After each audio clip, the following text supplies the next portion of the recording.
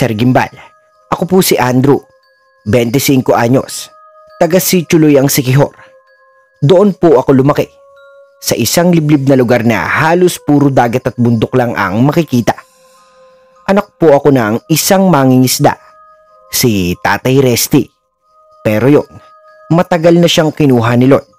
Mga 5 taon na rin ang nakalipas. Simula noon, ako na ang tumuloy sa pangingisda. Alam niyo yung bangka namin, luma na. Halos tuwing umaga, kailangan kong busisiin kung aabot pa yun sa gitna ng dagat. Pero wala eh. Yun lang ang tanging naiwan ni tatay. Kaya araw-araw, gigising ako ng alas 3 ng madaling araw. Tapos, alis ng bahay. Bago pa sumikat ang araw. Pagod na pagod nga ako, Sir Gimbal. Alam niyo yun, yung tipong kahit gusto mo nang humiga, hindi mo magawa kasi may kailangan pang ayusin. Lambat, bangka, gasolina. Minsan nga, pag uwi ko, tulog na si Lola Mameng. Wala man lang kaming oras para mag-usap.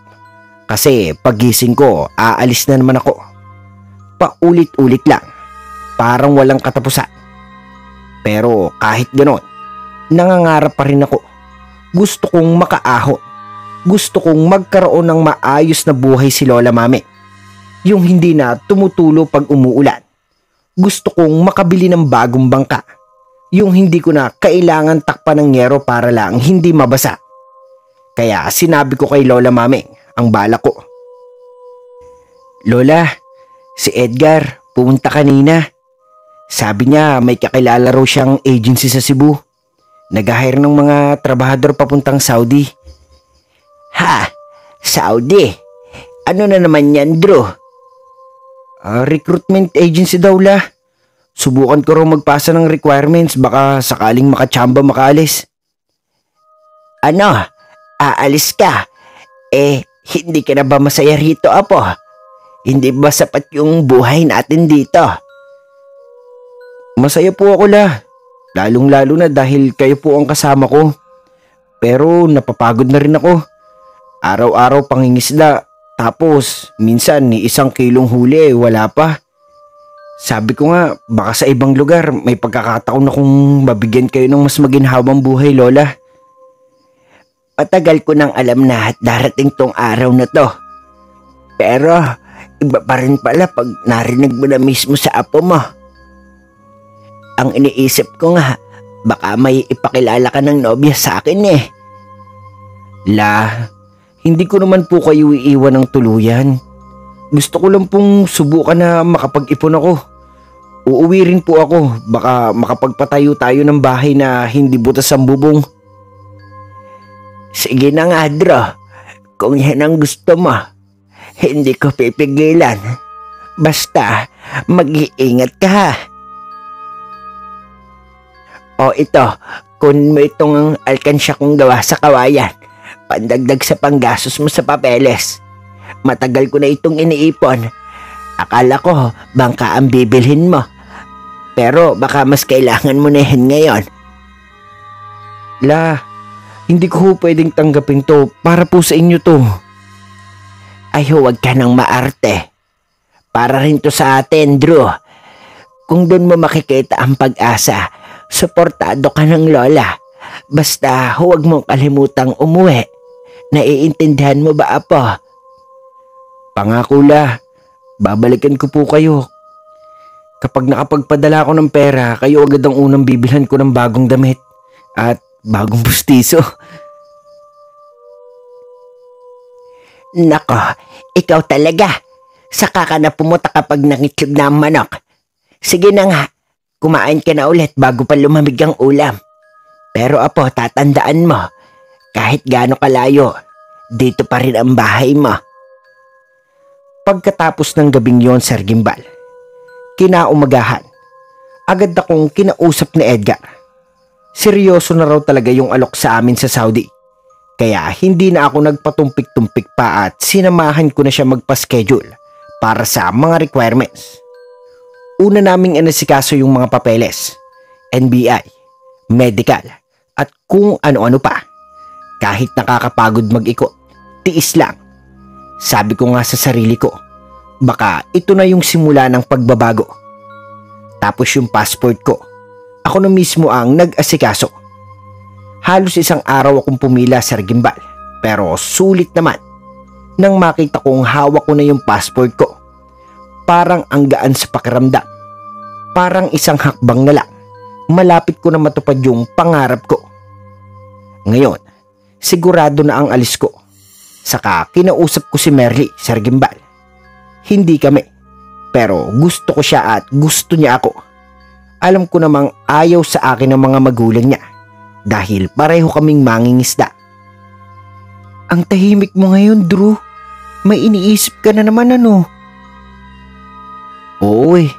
May gusto sana akong sabihin sa'yo, Merly. Ano yun? Parang ang seryoso mo ah. Mag-a-abroad ako. Pupunta akong Saudi.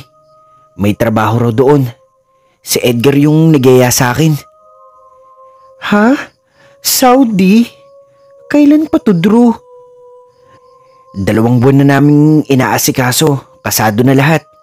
Baka sa susunod na linggo, aalis na ako. Ang bilis naman. Hindi mo man lang nasabi agad. Ayoko na sanang magsabi hanggat hindi sigurado. Baka kasi mapurnada lang. Pero ngayon, totoo na talaga, Merly. Paano na yung mga plano mo rito? Yung bangka mo? Yung pangarap mo para sa sityo? Hindi ko naman tinatalikuran lahat yun.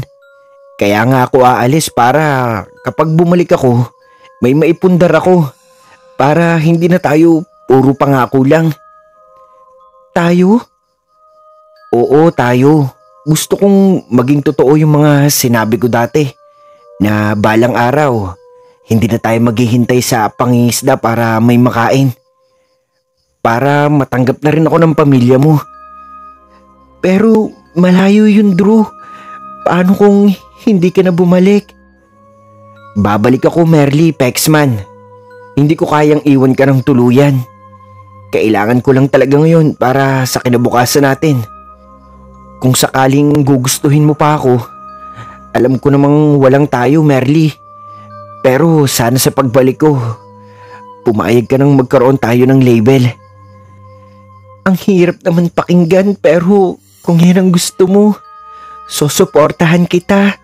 Basta, huwag mo lang kalimutan yung promise mo sa akin ha. Hindi ko kakalimutan. Kapag nakaipon ako, babalikan kita. At sa susunod, hindi na bangka ang dadaanan natin. Eroplano na. Ay nako, padrama-drama ka talaga. Pero sige, Drew. Kung para sa pangarap mo yan, go ako. Basta, mag-iingat ka palagi. Salamat, Merly. Promise, babalik ako para sa atin. 1 linggo bago ang alis ko, Sir Gimbal. Isang gabi habang tahimik na ang paligid at tanging kuliglig na lang ang maririnig sa labas. Tinawag ako ni Lola Mami. May ituturo daw siya sa akin. Dro, halika nga rito sandali po. Bakit Lola? May ipapagawa po ba kayo? Wala naman. May gusto lang sana akong ituro sa iyo bago ka umalis, apo. Ha? Ano naman yun, La?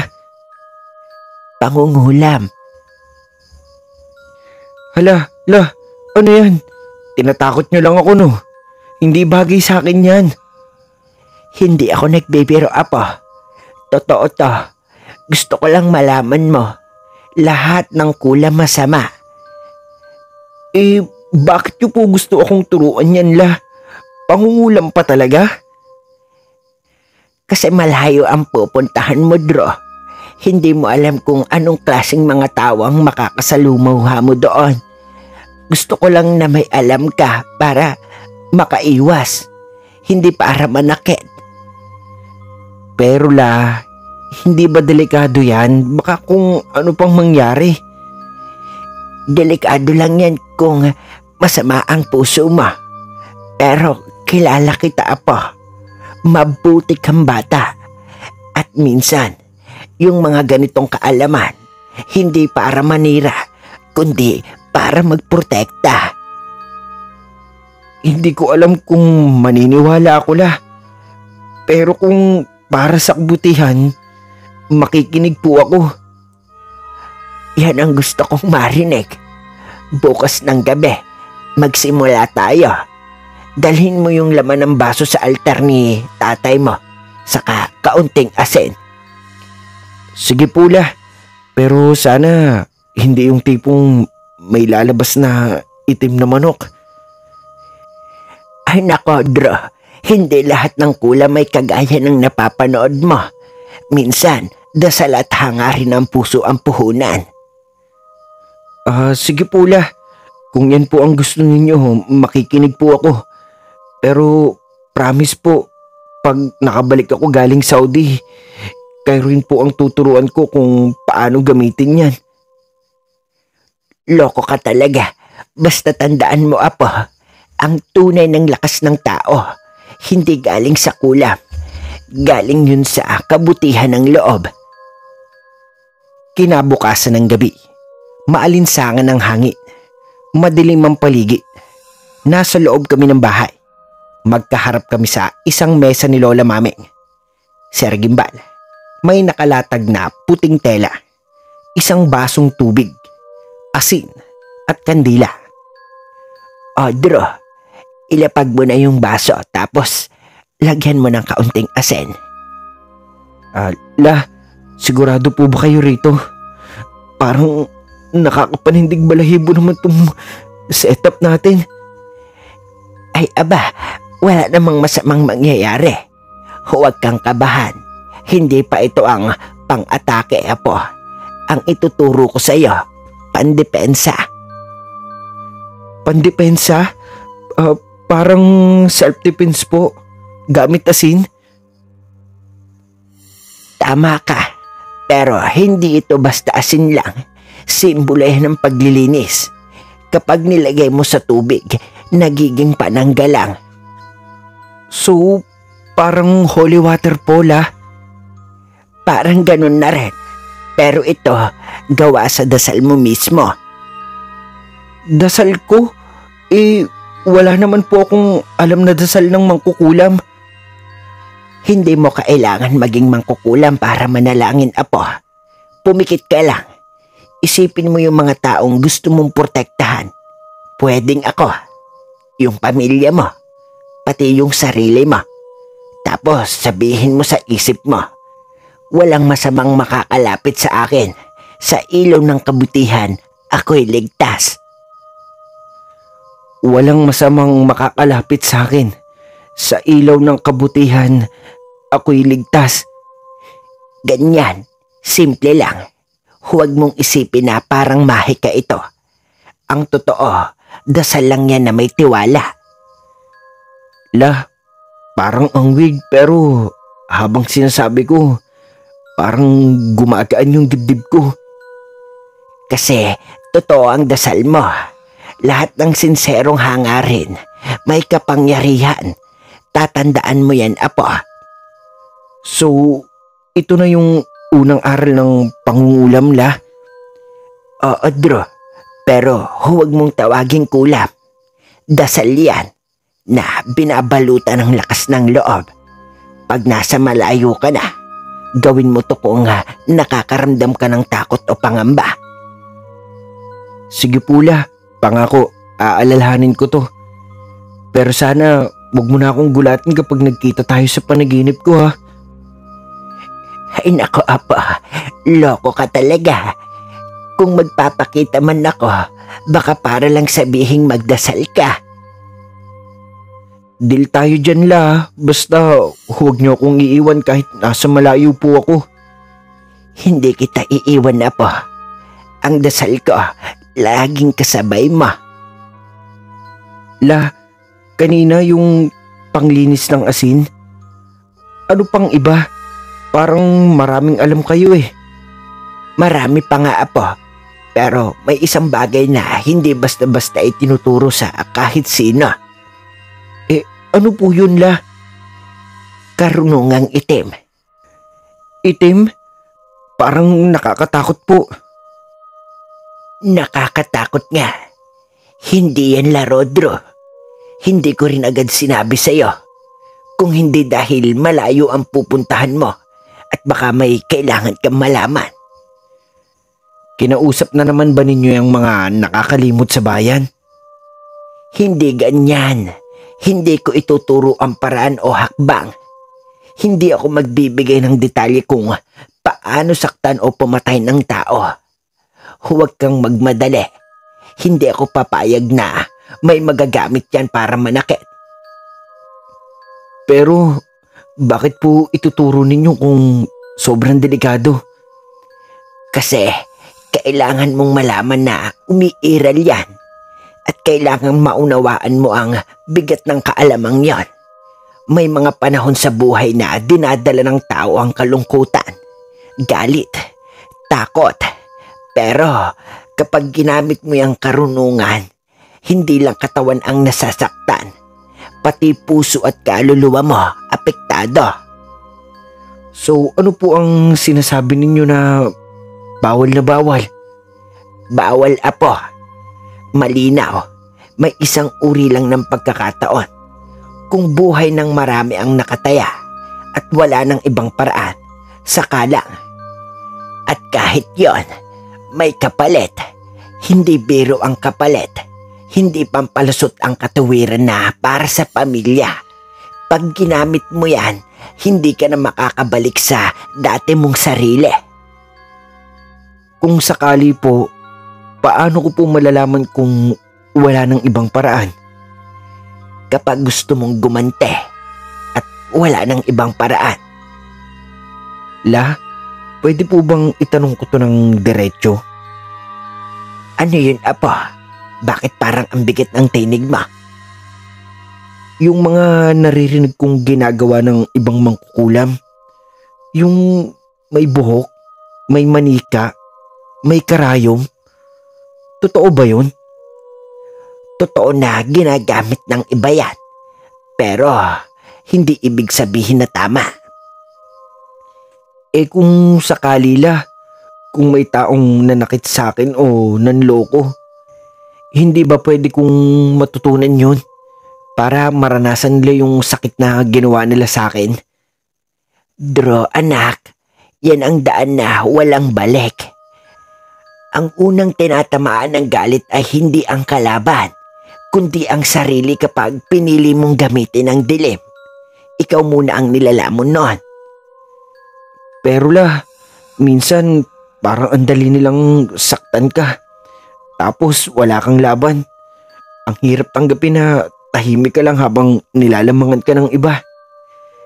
Alam ko yan, pero tatandaan mo, hindi lahat ng laban ginagamitan ng kulang. May mas matindi pa dyan. Yung dasal na galing sa sugat ng puso, doon sila natatalo. Kasi habang galit sila, mapayapa ka. So kahit gusto kong matutunan yung mga bagay na yun, hindi niyo po talaga ako tuturuan? Hindi, apo. Dahil hindi ko gustong makitang magbago ka. Mas pipiliin kong makita kang mapagod. Mahirap pero mabuti, kaysa sa may kapangyarihan pero puno ng galit. La, siguro tama kayo. Baka kung matutunan ko yun, hindi ko na po talaga makilala yung sarili ko. Ayan, apo. Yan ang tunay na karunungan. Yung marunong umiwas sa kasamaan kahit kaya niyang gawin. Sige po la, pangako. Pag may galit man ako, idaraan ko na lang po sa dasal. Yan ang apong kilala ko. Sa totoo lang, Drew, walang mas makapangyarihan pa sa pusong marunong magpatawad.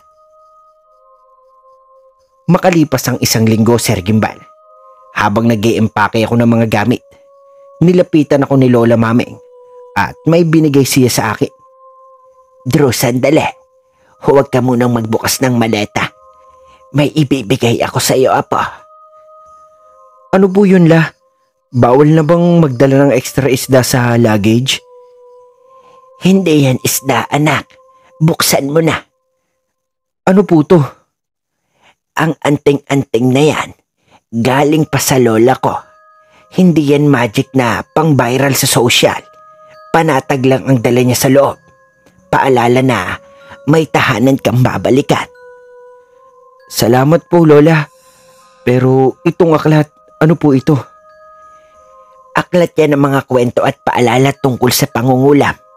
Ikaw na ang bahala magbasa. Bakit ninyo binigay ito? Baka kung anong laman nito, Lola. Kasi apo, naisip ko, hindi ako ang magtuturo sa iyo ng paraan. Hindi kita pipilitin. Pero hahayaan kita na ikaw na mismo ang maghanap at matuto kung kakailanganin sa tamang pag-iingat at pananagutan. Hindi po ba delikado? Baka magulo kung ako na lang ang mag-e-eksperimento. Delikado nga, kaya nga hindi kita gagabayan sa mga teknik. Gagabayan kita ng payo. Kung may makikita ka o may mararamdamang hakbang na tila para manakit, isara mo agad ang aklat at itapon ang galit mo sa ibang paraan. Dasal, paglapit sa tao o pag-alis. Sir Gimbal, hanggang sa pag-alis ko patungong airport, mahigpit ang naging paalala sa akin ni Lola Mami. Dro, ang mga paalala ko sa iyo ha, huwag na huwag mong kakalimutan. Magpakabait ka ron, apo. Oo naman la, pangako, pero gagamitin ko agad ang kulam doon. Siyempre, kailangan kong mag-practice. Ano ka ba? Umayos ka. Damuho ka. Seryoso nga. Tungkol to sa mga itinuro ko sa iyo at sa aklat na ibinigay ko kagabi. Opo, nakikinig po ako. Anak, tatandaan mo to ha. Huwag na huwag mong gagamitin sa kasamaan ng mga natutunan mo. Kahit gaano ka pa kagalit, kahit gaano mo pa gustong gumante, huwag mong hayaang lamunin ka ng dilim. Opo la, naiintindihan ko.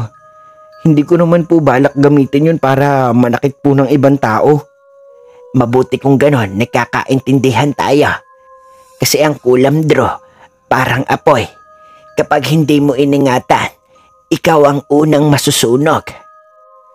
Oo nga po, saka alam ko naman na hindi gusto ni tatay na lumaki ako na puno ng galit. O siya, tama na yan. Ang karunungan, kahit madilim, pwedeng magsilbing ilaw kung tama ang puso ng may hawak. Pero pag ginamit sa masama, unti-unti kang lulubog sa sarili mong anino. Ang lalim naman la, pero pangako, hindi ko hahayaang kainin ako ng ganon.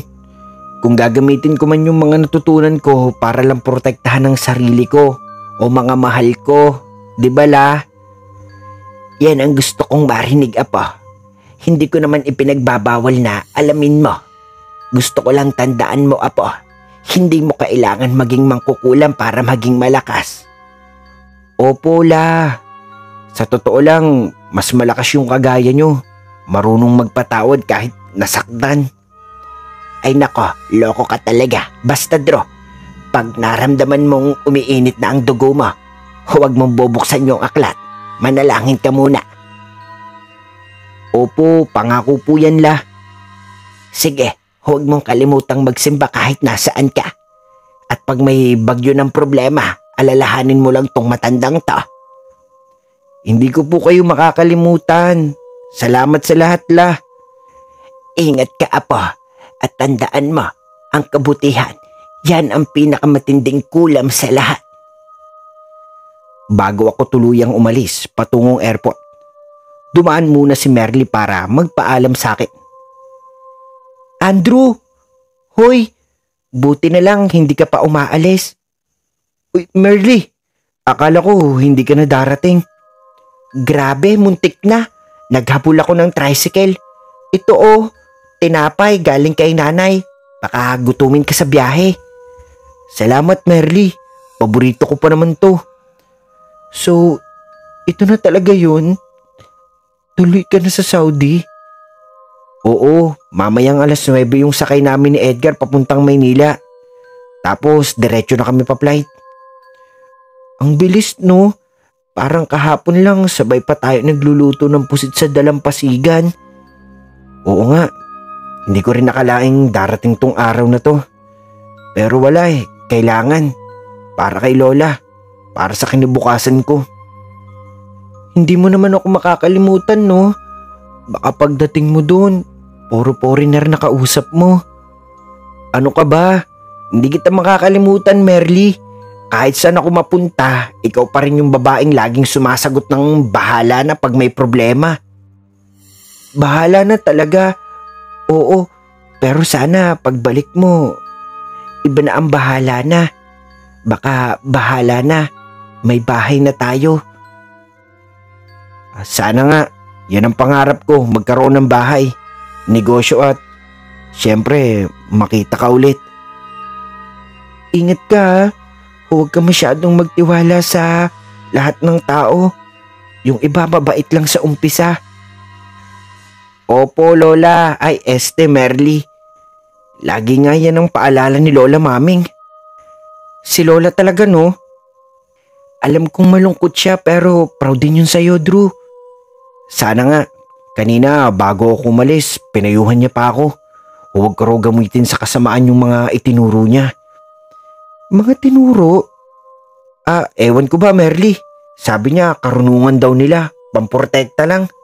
Binigyan pa nga ako ng aklat at anting-anting. Hala, basta ingatan mo yan, Andrew. Hindi mo alam, baka yan pa ang magligtas sa'yo sa pagdating ng araw. Oo, pangako, iingatan ko. Oh, ito na. Aalis na ako. Sige, ingat ka ha. Mag-chat o tumawag ka kapag nasa Saudi ka na. Magkwento ka rin tungkol doon. Sige, Merly. Huwag ka mag-alala. Hindi ito paalam. Sandali lang to. Sana nga, Andrew. Ingat ka talaga, Andrew. Sana hindi magbago ang puso mo. Hanggang sa tuluyan ko na ngang nilisan ng Pilipinas, Sir Gimbal. Pagkababa ko pa lang sa eroplano, parang sumalubong agad sa akin ang apoy. Iba ang init dito sa Saudi. Yung tipong kahit huminga ka, parang may kasamang buhangi. Pero sabi ko sa sarili ko, kaya to, Andrew. Para to kay Lola. Buti na lang, may mga kababayan ako rito. Mga Pinoy sa dorm. May nagluluto ng adobo tuwing linggo. At may tambayan sa likod ng compound kung saan kami nagkakape tuwing break. Parang maliit na pinasde kahit nasa disyerto. At syempre, kasama ko si Edgar. Natanggap ako bilang hardinero at tagalinis ng bahay sa isang pamilyang Arabo. Mayaman sila. Malaki ang bahay. Puro marmol at may malawak na bakura na para bang palasyo. Pero mabigat ang pakiramdam. Lalo na yung si Madam, si Amira. Laging nakairap. Parang hindi gusto ang presensya ko. Andrew, too much water. You killed the plants. Sorry, Madam. It will not happen again. Umirap siya, sabay taliko. Filipino. Always sorry. Learn properly. Yes, Madam.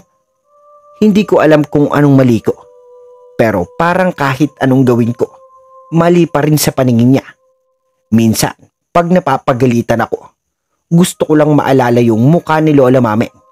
Yung payapa niyang tingin habang sinasabihan akong huwag hayaang lamunin ng galit. Buti na lang, sabay-sabay kami ng day off ni na Edgar. At isa pa naming nakilalang kababayan na si Marvin. Kahit papaano, may napaglalabasan ako ng sama ng loob. Ay nako pare, ganyan talaga ang mga amo dito. Ako nga kanina pinagalitan lang kasi may alikabok daw sa mesa. Araw-araw ako naglilinis. Sanay na ako dyan. Pag sinabihan ako ng sway, ibig sabihin mabagal ka raw. Pero pag binilisan mo, sasabihin naman careless ka. Grabe, parang wala kang panalo. Pero sige lang, gagawin ko pa rin trabaho ko para sa pamilya, di ba? Iyan ang Pinoy. Laban lang kahit mahirap. Oo, basta magkakasama tayo, kakayanin natin to. Sana nga, pero minsan parang gusto ko na lang kausapin si Lola. Namimiss ko yung boses niya. Yung sabi niyang ang kabutihan, yan ang pinakamatinding kulam. Ano? Kulam? matanda na kasi si Lola. May mga paniniwala siyang ganun, pero sa totoo lang, minsan naniniwala akong totoo yung mga sinasabi niya. Kasi kahit ilang beses akong masigawan dito, hindi ko pa rin kayang magalit. Parang may pumipigil. Baka yung anting-anting mo yan. Baka nga. Basta kahit hirap, kaya ko pa. Hindi pa tapos to. Araw-araw, paulit-ulit lang. Gigising bago sumikat ang araw. Magdidilig, magwawalis, maglilinis ng mga kwarto. Tapos kakain ng tinapay at kape bago matulog. Sisinghalan, papagalitan ni Amira. Ibubuli-buli ng mga anak niya. Pero sa bawat araw na lumilipas, nararamdaman kong unti-unti akong tumitibay. Hindi ko alam kung dahil sa paniniwala ni Lola o dahil sa dasal. Pero kahit gaano kahirap, hindi ako nawawala ng pag-asa. Kasi para sa akin, ang pangungulam na tunay, yung kakayahan mong bumangon kahit ilang beses kang ibagsak ng buhay. Pero may hangganan din pala ang lahat ng pagtitimpi, Sir Gimbal. Isang gabi, matapos kong maglinis sa kusina at maglinis ng katawan, maaga akong pumasok sa maliit kong silid sa likod ng bahay. Ramdam ko pa ang pagod sa katawan. Kakatapos ko lang magdasal nang biglang bumukas ang pinto. Mabilis, halos walang ingay. Natigilan ako nang makita kong pumasok si Hasan, ang asawa ni Madam Amira. Matangkad siya, may malalim na titig at amoy alak ang hininga. Nakasuot lang ng puting panloob na pantulog at halatang lasing. Napatayo ako agad. Hindi alam kung ano ang dapat kong gawin. Hindi siya nagsasalita agad. Tinitignan niya lang ako ng matagal. Parang may hinahanap sa mukha ko. Ramdam ko ang lamig ng hangin pero pawis na pawis ako. Sa isip ko, ano to? Bakit siya nandito? May nagawa ba akong mali? Andrew, you are a good boy. Very good. Sir, you okay? Why you here, sir? You handsome, Andrew. Strong man. Good face. I like you. Sir, no, please. Sir, no good. I work only. No problem, please. I'm not gay. I'm not gay. Shh, just quiet. No talk. Sir, no. I respect. I don't like. Quiet. Hindi ko na alam kung ilang segundo o minuto ang lumipas. Basta ang alam ko, nang matapos ang lahat, tahimik na lumabas si Hasan ng kwarto. Habang ako, nakatulala lang sa sahig, nanginginig. Hindi ko alam kung iiyak ako, sisigaw o tatakbo.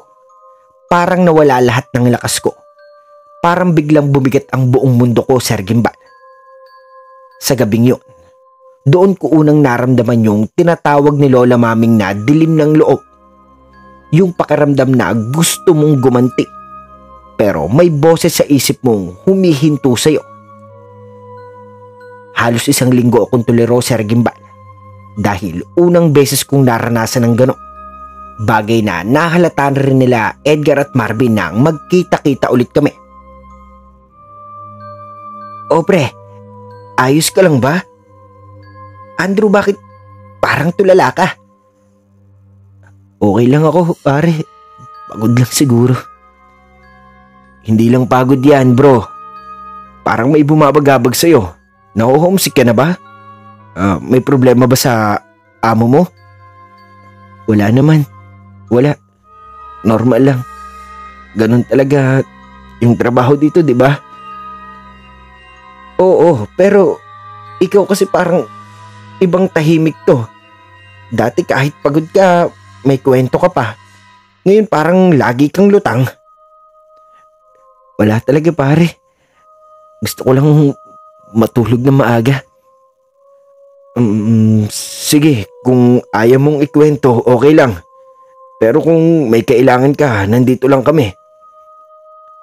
Salamat mga pare. Uy Marvin, tanong ko lang, totoo ba yung sinasabi ng iba na dito sa Saudi, pag masyado kang makinis o maayos tignan, minsan pagsasamantalahan ka ng mga Arabo? Ha? Sinong nagsabi sa'yo niyan? May narinig akong ganyan dati pero chismis lang yata yun. Hindi. Totoo yun minsan. Yung ibang kasamahan ko dati sa Riyadh nagkukwento. Kaya karamihan sa mga lalaki rito nagpapabalbas. Nagpapapangit ng konti para iwas gulo. Ganun ba? Bakit mo naman natanong yan bigla? May narinig ka ba? Wala naman. Curious lang ako. Kasi kung mas maiintindihan kong kultura dito para alam kong umiwas. Ayos yan bro. Pero ingat din. Hindi lahat ng mukhang mabait, mabait talaga. Oo, alam ko na yan. Ikaw, balak mo bang magpabalbas na rin? Oo siguro, para lang safe. Ayos yan. Basta huwag kang masyadong lalabas mag-isa. At kung may problema, sabihin mo agad sa amin. O sige, salamat mga bro. Sir Gimbal, hindi ko akalaing mauulit. Halos gabi-gabi ang pagpasok ni Hasan sa kwarto ko. Nasundan ito ng nasundan. Subalit, hindi ako makapalag sa tako. Sir, why you here again? It's late already. I need to sleep, sir. You don't tell me what to do, Andrew. This is my house. You understand? Yes, sir, I understand, but please, I'm tired. I have work tomorrow. You don't want problem, yes? You like job. You like money. Yes, sir. I like job. I work hard. Good. Then, no talk. No complaint. You obey. You understand? Please, sir. No, I'm just a worker. I respect you. Please don't. Shut up. If you fight me, I say you steal money. You go to jail. You want that? You want to Saudi jail? No, sir. Please don't. Then be quiet. Hindi ko alam kung anong oras natapos ang lahat. Pero nang lumabas si Hasan, naiwan akong parang walang lakas. Parang nabura yung buong pagkatao ko. Nang gabing yun, alam kong hindi na ako makakalimot. Isa lang akong probinsyano na biglang napunta sa ibang bansa. At hindi ko alam ang gagawin ko. Dito ko naalala ang itinurong unang kulam sa akin ni Lola Mame para makaiwas ako sa masamang elemento. Pero ganoon pa rin. Hindi tumalab, Sir Gimbal. Dito ko na naisipang buklatin ang aklat na ibinigay sa akin ni Lola Mame. Binasa ko ang aklat at nalaman ko kung paano gumamit ng karayo, bududal, at simpleng orasyon para pasakitan ang taong kinamumunghian. At iyon nga ang ginawa ko, Sir Gimbal. Isang gabi, nang muling pumasok si Hasan para isakatuparan ng nais niya, sa akala niyang ungol ko sa ginawa niya at inuusalan ko na siya ng dasa sa Latin sa pangungulap. Sumunod, ginawa ko na ang dapat kong gawin. Kumuha ako ng mga karayo ng isang bimpong ginawa kong telang manika at sa pamamagitan ng maiksing usal ng dasal, isa-isa kong itinarak ang mga ito sa muka, sa bandang tiyan at sa bandang ari. Kinabukasan, Sir Gimbal, nagising ako sa narinig kong ingay mula sa mga amo ko. My head, my stomach, it hurt so much. Hasan, what happened to you? Tell me what to do. I don't know. Pain, too much pain. Help me. Call the doctor. Please, somebody help. My husband is dying. You, Andrew, call the ambulance. Hindi ko alam kung anong pumasok sa isip ko, Sir Gimbal. Basta, habang lumalakas ang sigaw ni Hasan, parang may mainit na hangin na dumaloy sa paligid. Hindi ako ngumingiti. Pero sa loob ko, may parte akong tahimik na parang bumigat ang dibdib ko. Hindi sa takot, kundi sa kakaibang ginawa. Hindi pa ako nasiyahan, Sir Gimbal. Bumalik ako sa loob ng kwarto. Wala akong ibang nakikita kundi ang mga karayom at ang mga binpong ginawa kong manika. Madilim ang tingin ko sa paligid. Dinagdagan ko pa ang mga nakatusok na karayom sa manika. Narinig kong lalong umaalulong sa sakit si Hasan. Amira, my head, it's burning. Hasan, what happened? You sick? Sit down, I call the doctor. No, something inside me. Pain too much pain. My stomach. Hasan, stop. Please stop. You hurting yourself. It's like fire inside my stomach. Yala, Hasan. What is that, Hasan? Maririnig ang histerya ng mga bata. Help! Somebody help us, please! Dumating ang mga kapitbahay na Arabo at pinagtulungan nilang isugod sa ospital si Hasan, Sir Gimbal. Nang suriin ng doktor, wala raw makitang kahit na anumang problema sa ulo, sikmura at ari niya. Pero iginigiit ni Hasan na nakakaramdam siya ng sobrang sakit.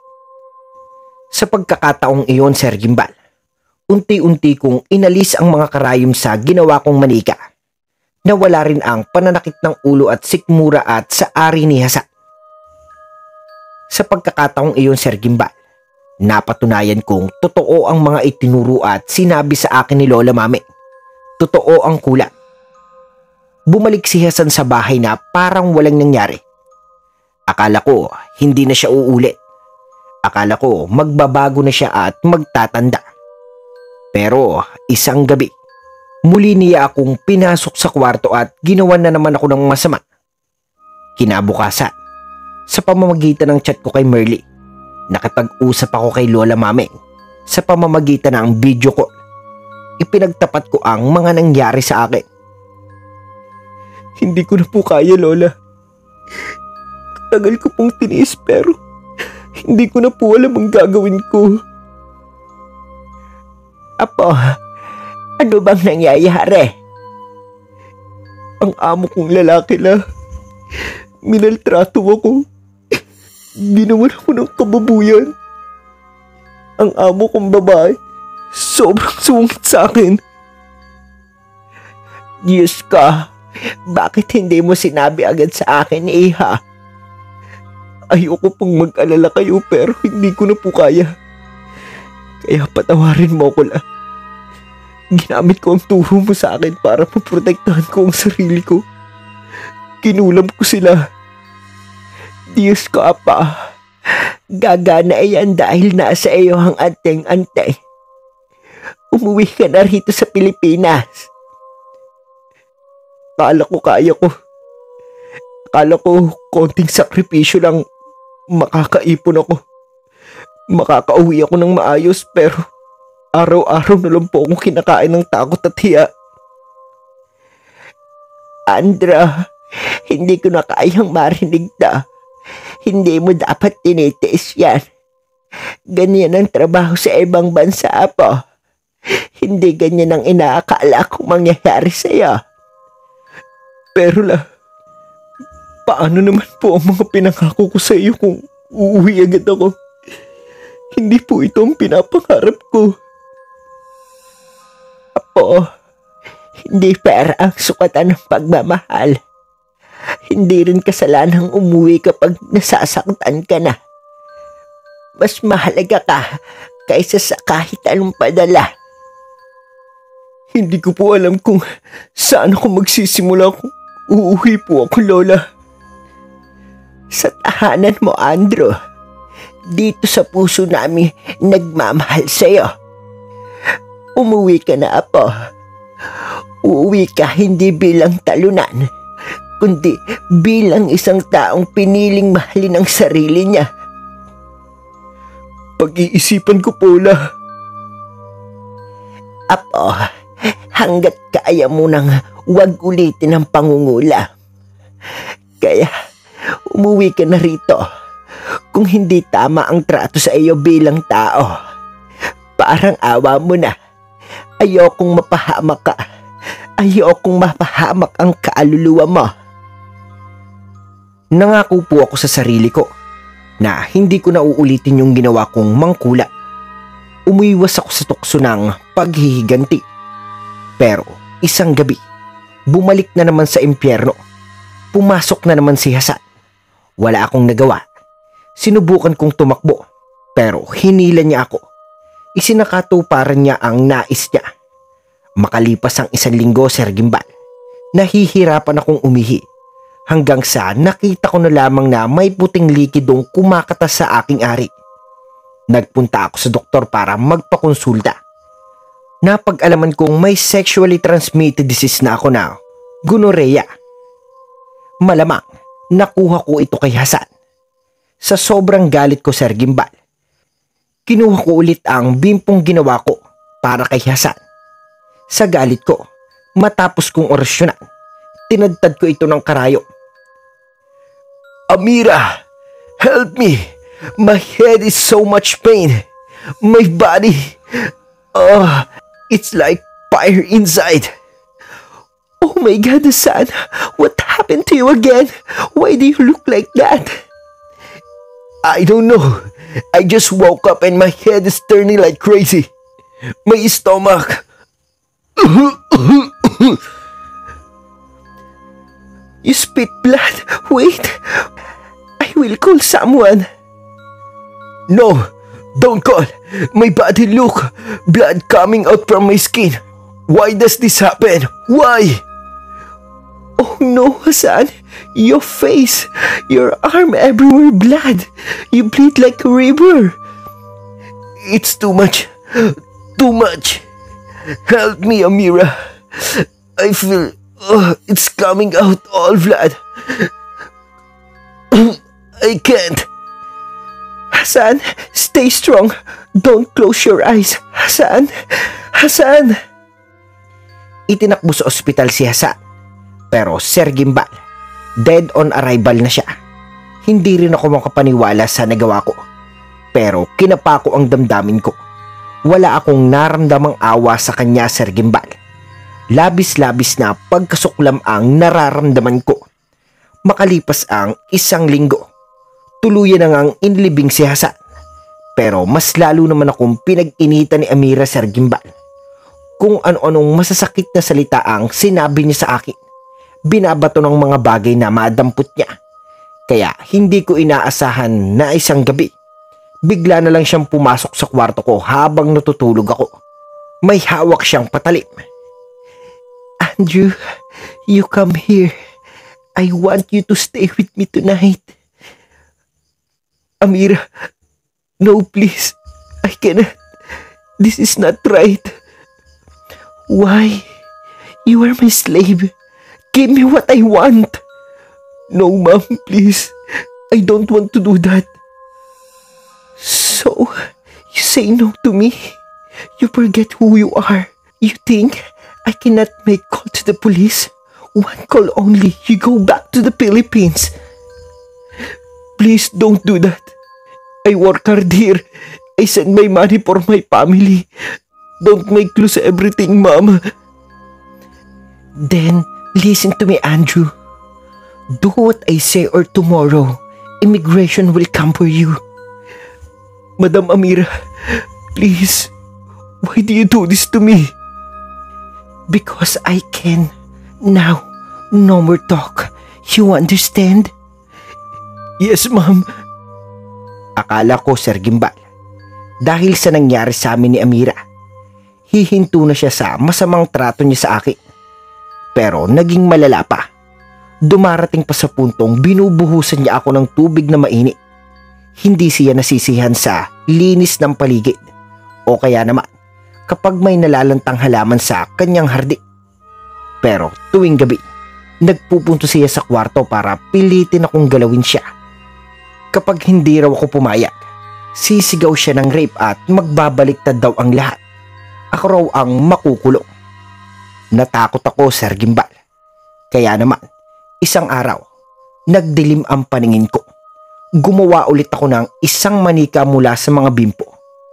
Umusal ako ng orasyon, kagaya ng ginawa ko kay Hasan. Kumuha ako ng tig-isang karayom at isa-isa kong itinarak sa ulo, sa sikmura, hanggang sa naririnig ko na ang sigaw ni Amira. Andrew, something not good. My head is so painful like breaking. What happened, Amira? You look so pale. Sit down, please. My stomach's also, it's hurting like a knife inside. Oh, help me, Andrew. Okay. Breathe slowly. I get water for you. Wait. No water. It causes more pain. My body is shaking, Andrew. Help me. You need a hospital. I will call someone now. No, don't call, please. Just stay. My head is spinning. I see dark already. Amira. Hey, Amira. Stay awake. Look at me. What do you feel now? Everything is hot. My blood. I feel like fire inside, Andrew. Something inside me burning. Oh my God, Amira. Hold on. I carry you outside. We go to the hospital now. Andrew, don't leave me, please. I won't. I'm here. Just hold on, Amira, please.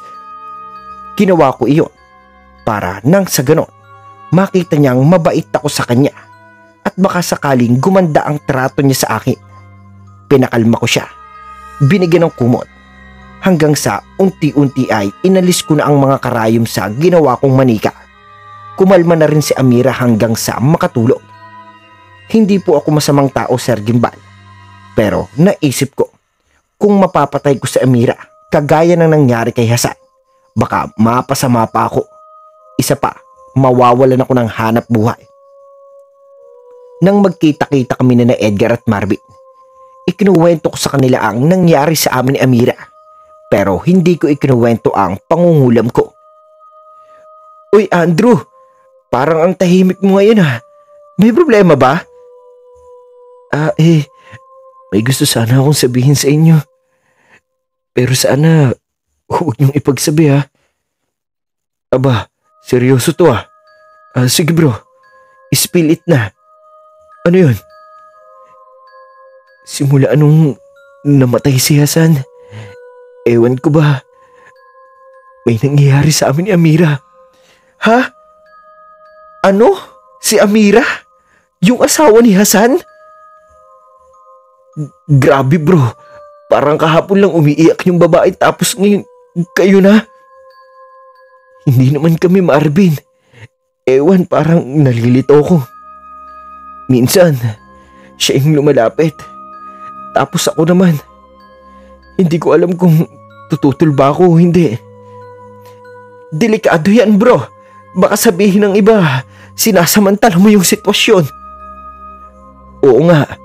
Tsaka baka isipin pa ng mga tao may kinalaman ka sa pagkamatay ni Hasan. Lalo na kung malaman nilang may relasyon kayo. Alam ko, kaya nga hirap ako pare. Hindi ko alam kung tama pa tong nangyayari sa akin. Kung ako sa'yo, layon mo muna si Amira. Hindi porket mabait siya sa'yo okay na lahat. Baka dala lang ng lungkot yan. Tama si Edgar. Pag ganyan dapat utak muna, hindi puso. Lalo na kung mahistero pa ng gulo sa paligid nyo. Oo nga, siguro tama kayo. Kaso, ang mahirap lang, parang hinahanap-hanap ko rin siya. Normal lang yan bro. Pero isipin mo, masisira ang buhay mo kung magpapadala ka dyan. Tama. Kung totoo talagang nararamdaman mo, hintayin mong mawala lahat ng duda, tsaka mo harapin. Salamat mga pre. Kailangan ko talaga marinig yung mga payo nyo. Walang anuman bro. Para sa'yo to, hindi para sa chismis.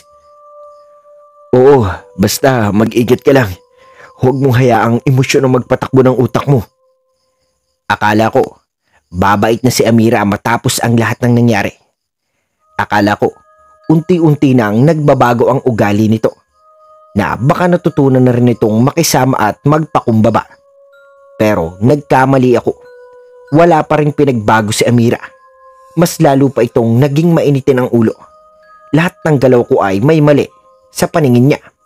Kapag nagsasalita ito, laging may kasamang panunumba. Minsan nga, kahit simpleng pagkakamali lang, galit agad ang ibinabato sa akin na para bang matinding puot pa rin sa loob. Lumipas ang mga araw hanggang sa umabot ng isang buwan. May bisita si Amira na mga matatandang babae. Maya-maya, tinawag ako ni Amira at pinaharap sa mga kaibigan niya. Andrew, you do what I say now or I tell the police you do bad things to me. You want go to jail? Amira, please, don't do this. I never hurt you. I respect you.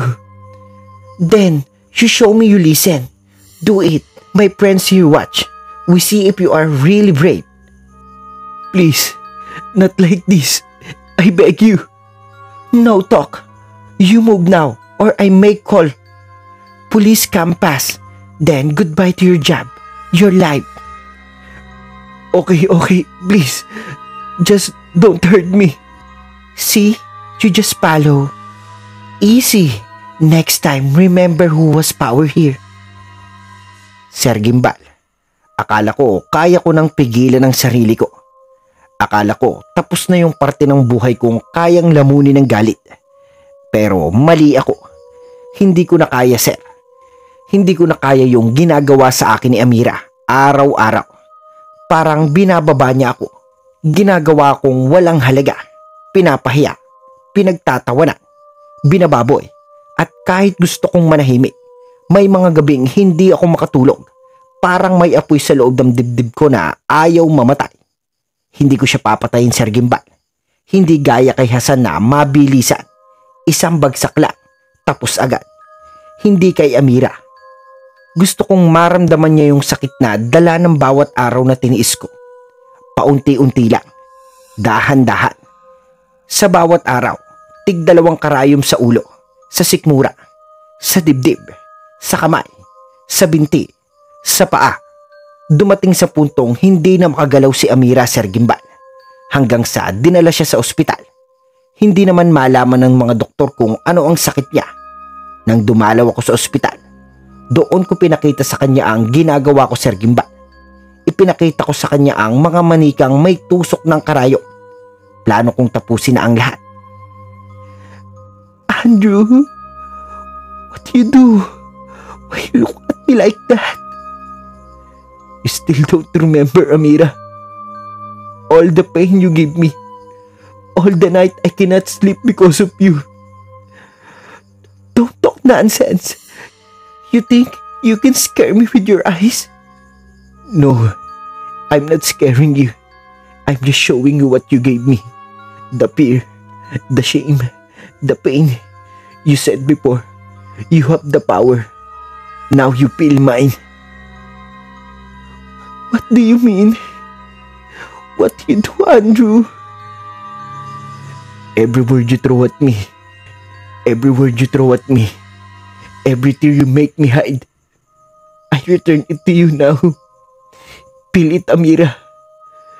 Feel the weight of everything you did. Andrew, stop this. My heart. I can't. I told you before. No one can keep stepping others without paying the price. Please stop. I can't breathe. Maybe now, you finally understand how it feels. I didn't mean this much. Namatay si Amira, Sir Gimbal. Pero hindi malaman kung bakit. Hindi ko siya pinatay mula sa sarili kong mga kamay. Hindi ako napahamak. Wala ring madetect na sakit sa kanya. Para akong nagkaroon ng panibagong lakas, Sir Gimbal. Para akong makapangyarihang nilalang. Kaya ang sumunod naman na kinulam ko ang mga kaibigan ni Amira na bumaboy sa akin. Dahil patay na ang mga amo ko, wala na akong nagawa kundi bumalik na ng Pilipinas. Dito ay isinalaysay ko kay Lola Maming ang mga ginawa ko. Hindi ko alam pero wala akong pagsisisi sa ginawa ko. Apo, bakit parang mabigat ang loob mo? Ang mga mata mo, parang pagod na pagod. Lola, kasi po, bumalik na naman ako sa dati. Hindi ko na po napipigilan. Anong ibig sabihin mo, Andrew? Naalala niyo po yung nangyari sa akin noon. Yung kay Hasan. Siya yung unang nanakit sa akin. Yung gumawa ng hindi dapat. Hindi ko po kinakaya. Ginamit ko po yung alam kong paraan. Hindi ko siya pinatay pero siya na rin ang nagdala ng kapahamakan niya. Apo, sinabi ko na sa'yo noon, ang galit, kapag hindi mo pinakawalan, babalik yan sa'yo. Alam ko po, Lola. Kaya nga po nung nangyari kay Amira, pinilit kong magtimpi. Pero masahol siya. Wala siyang awa. Ginawa niya akong alipin sa takot. Paulit-ulit niya akong ibinababa. Hanggang sa tuluyan ko na pong hindi nakayanan.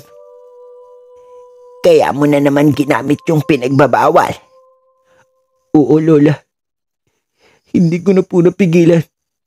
Akala ko matatag na ako. Akala ko kaya kong kontrolin yung dilim sa loob ko. Pero nung makita ko siyang nagdurusa, hindi ko alam kung natatakot ako o natuwa. Hanggang ngayon, hindi ko alam kung tama pa bang mabuhay ako. Apo, wala namang tama sa paghihigante. Kung ang sugat ng kaluluwa hindi gagaling sa kapahamakan ng iba, pero may paraan para mapatawad mo ang sarili mo. Paano, Lola? Kung bawat gabi, naririnig ko pa rin ang mga tinig nila.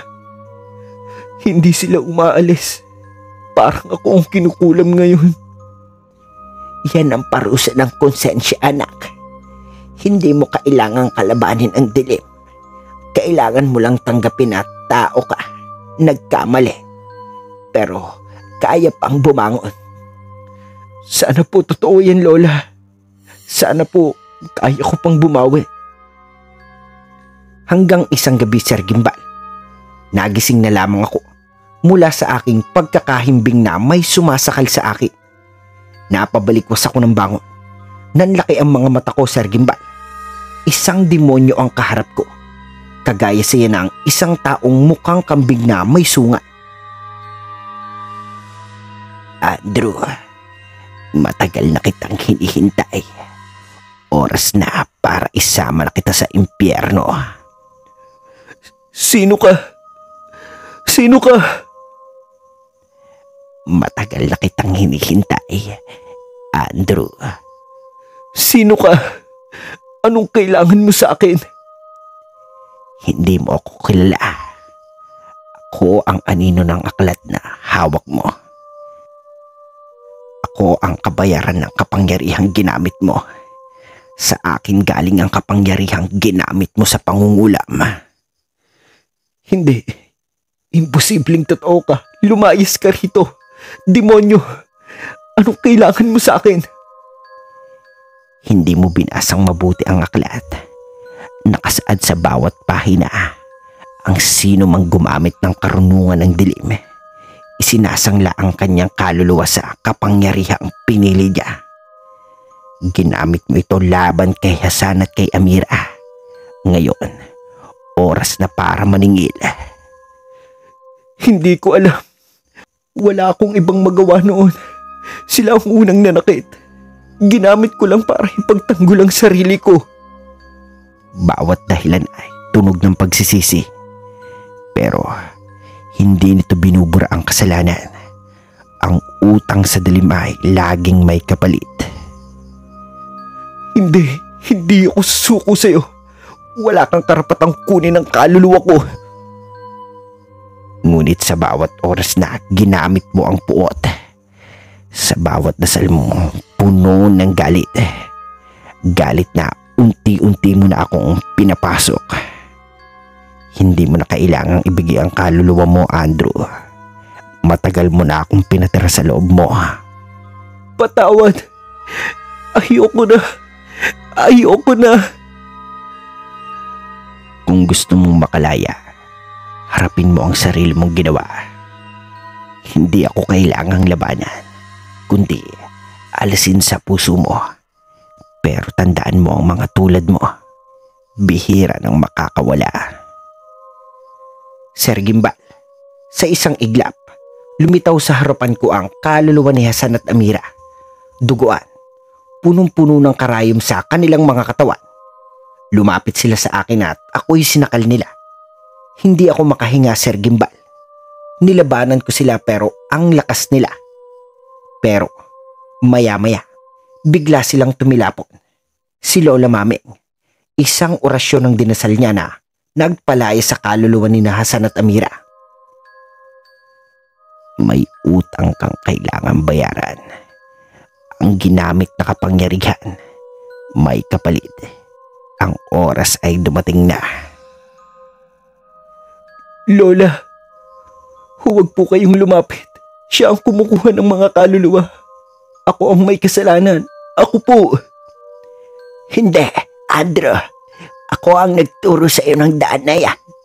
Ako ang nagtanim ng binhi ng dilim sa puso mo. Ako ang may kasalanan, Apo.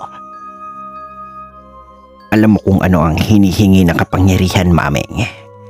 Ang sino mang manghikayat sa iba sa landas ng itim na karunungan. Kaluluwa ang kabayaran. Kaya nga ako narito. Ako ang haharap sa kabayaran. Kung may kaluluwang kukunin, akin na lang, patahimikin mo na ang apo ko. Lola, huwag. Huwag mo akong ipagpalit. Ako ang gumawa. Ako ang dapat managot. Anak, minsan, ang tunay na pagtabos ay ang pag-ako sa kasalanan ng itinuro natin. Patawarin mo ako, Andrew. Hindi ko dapat ipinakita sa iyo ang daanan ng kadiliman. Ang iyong desisyon ay malinaw, Mameng. Huwag. Kukunin mo siya. Mawawala siya sa akin. Wala akong mawawala, anak. Hanggat mabubuhay ka na may kabutihan, doon ako mananatili. Sa puso mo. Alam mo, mula ng bata ka pa, ikaw na lang ang dahilan kung bakit gusto kong mabuhay ng matagal. Mahal na mahal kita, Apo. Wala nang hihigit pa ron. Lola, ako rin po. Kayo lang po ang kasama ko sa hirap at ginhawa. Kaya nga mahihilingin ako sa iyo, anak. Kapag wala na ako, yung aklat na ibinigay ko sa iyo noon, yung aklat ng karunungang itim, ibaon mo yun sa lupa, kasama ng anting-anting na ginamit mo. Lola, huwag ka pong magsalita ng ganyan. Hindi, Andrew. Lahat ng galing sa dilim, may hinihinging kapalit. Hindi ito kaloob ng langit. Kapag hindi natin tinuldukan, may iba pang masasaktan. Ayoko mangyari yun. Pero Lola, paano na po kayo? Paano po ako pag nawala na kayo? Nandito lang ako, Apa. Sa bawat dasal mo, sa bawat araw na pipiliin mong gumawa ng mabuti. Yun ang tunay na kapangyarihan, ang kabutihan ng puso. Lola, hindi ko po makakayang mawala kayo sa akin. Makakaya mo, Andrew. Kasi anak ka ng liwanag, hindi ng dilim. Gawin mo ang tama. Ibaon mo lahat ng may bahid ng kasamaan. Doon na matatapos ang sumpa. Oras na, Mameng. Halika na. Halika na sa impyerno. Apo, mahal na mahal kita. Tandaan mo yan. Sa isang iglap, Kitang-kita ko ang pagbuka ng lupa sa aking harapan. Kitang-kita ko ang apoy sa ilalim nito na tila galing sa impyerno at nilamon ng buhay ang aking lola mami. Lola! Napabalikos ako ng bangon, Sir Gimbal. Tumingin ako sa paligid. Nakahiga ako. Walang demonyo, walang Hasan, at Amira. Hindi bumuka ang lupa. Agad akong bumangon at nagtungo sa kwarto ni Lola Mami. Nakahinga ako ng maluwag. Nakita ko siyang nakahiga, nakaunat sa kanyang kama. Hindi totoong nilamon siya ng lupa. Isinama ng demonyo sa impyerno. Kaya kahit natutulog, lumapit ako sa kanya at niyakap siya. Pero nagulat ako, Sir Gimbal. Ang tigas na ng katawan ni Lola Mami. Lola Maming! Lola Maming! Dinama ko ang puso niya. Hindi tumitibok. Dinama ko ang pulso niya. Walang paggalaw. Hindi na rin siya humihinga. Patay na siya, Sir Gimbal. Lola Maming! Hindi ako makapaniwala, Sir Gimbal. Akala ko, panaginip lang ang lahat. Panaginip nga ba o totoong nangyari? Totoo man o hindi? Panaginip man o realidad? Iisa lang ang sumampal sa akin. Wala na ang lola ko. 3 araw ang burol kay Lola Mami at inilibing din siya sa sementeryong malapit sa bayan. Sa tuwing pumupunta ako sa puntod niya, sinasabi kong hindi ko ibabaon sa limot ang lahat ng mga bilin at pangaral niya. Sa panaginip man o sa tunay na realidad. Lola, ang tagal ko lang gustong sabihin sa ito. Hindi ko lang alam kung paano ko sisimulan. Alam mo, sa tuwing pumupunta ako rito, para bang naririnig ko pa rin yung boses mo. Yung pagising mo sa akin tuwing umaga. Yung tawanan natin habang sabay tayong kumakain ng tuyo at sinangag. Parang kahapon lang, ako yung batang tinuturuan mong magdasal bago matulog. Tapos ngayon, ako na lang ang natitira. Naalala ko, laging sinasabi mo sa akin noon, Andrew, huwag mo hahayaang lamunin ka ng galit. Kapag pinairal mo ang puot, mawawala ka sa sarili mo. Pero, hindi ako nakinig, Lola. Pinairal ko po ang galit. Pinakinggan ko ang dilim. At ayun, muntik ng tuluyang mawala ang kaluluwa ko kung hindi mo pa ako sinagip. Hindi ko po malilimutan yung gabing yun. Yung gabing hinarap mo ang dilim para iligtas ako. Alam ko, takot ka na rin pero hindi mo ipinakita. Nilabanan mo para lang maligtas ako. Hanggang sa huli, ako pa rin ang iniisip mo. Lola, hanggang ngayon, ramdam ko pa rin yung yakap mo. Yung init ng kamay mo bago ka tuluyang nawala. At tuwing naiisip ko yun, sumasakit ang dibdib ko. Kasi kung hindi ko pinili yung maling daan, sana buhay ka pa. Sana magkasama pa rin tayo. Pero alam mo, Lola, hindi ko hahayaang masayang lahat ng ginawa mo para sa akin. Hindi ko nahahayaang maghari ulit ang galit sa puso ko. Nangako ako sa sarili ko. Ngayon, nangangako ako sa iyo na magbabago ako. Gagawin ko ang lahat para maging mabuting tao. Para ipakita na may saysay yung sakripisyo mo. Itatama ko lahat ng mali. Tutulungan ko yung mga gaya ko. Yung mga nadadala ng galit. Yung mga nawawala ng pag-asa. Ipapakita ko sa kanila na kahit gaano kadilim ang dinaanan mo, may liwanag pa rin sa dulo. Lola, hindi mo na kailangang mag-alala. Ibinaon ko na sa lupa ang lahat ng iniwan mong sumpa. Pero yung mga aral mo, yung kabutihan, yung tapang, yung pag-ibig, yun ang itatago ko dito sa puso ko. Salamat, Lola. Salamat sa pagmamahal. Salamat sa sakripisyo. At salamat sa pagbibigay sa akin ng pangalawang pagkakataon. Pangako ko, Lola, habang buhay akong hihinga, Ikaw ang magiging dahilan kung bakit ako pipili ng tama. Dahil sa'yo, natutunan kong hindi kailanman nagtatapos sa dilim ang buhay. Nagsisimula lang ulit sa liwanag. Sir Gimbal, mabuti na lamang at nariyan si Merly. Akala ko wala nang magmamahal sa akin. Pero sa huli, ipinaglaban niya ako at minahal.